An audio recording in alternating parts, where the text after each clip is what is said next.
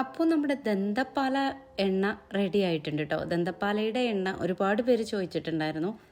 ദന്തപ്പാല സോറിയാസിസിൻ്റെ ഒറ്റമൂലിയാണ്. അതുപോലെ തന്നെ നമ്മുടെ തലയിലുള്ള താരന്, മുടി കൊഴിച്ചിൽ, അകാല നിര ഇതിനൊക്കെ പറ്റിയ ഓയിലാണ് ദന്തപ്പാല ഓയിൽ. ഇത് നമ്മൾ ലീഫ് എടുത്ത് വെളിച്ചെണ്ണയിൽ സൂര്യസ്ഫുടം ചെയ്തെടുത്തതാണ് കേട്ടോ.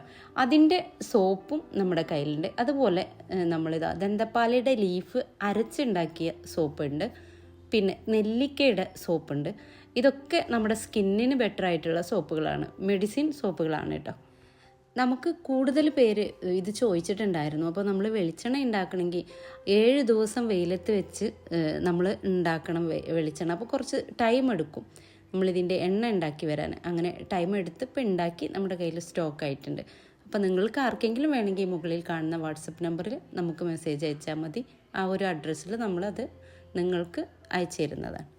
പിന്നെ സ്പെഷ്യലായിട്ട് ഉണ്ടാക്കിയിട്ടുള്ളത് നെല്ലിക്ക സോപ്പാണ് കേട്ടോ. നെല്ലിക്ക ഉണക്കി പൊടിച്ച് തേനും ചേർത്തുണ്ടാക്കിയ സോപ്പാണിത്. പിന്നെ ദന്തപ്പാലയെക്കുറിച്ച് കൂടുതൽ അറിയണമെന്നുണ്ടെങ്കിൽ യൂട്യൂബിൽ ദന്തപ്പാല എന്നൊന്ന് സെർച്ച് ചെയ്താൽ മതി കേട്ടോ.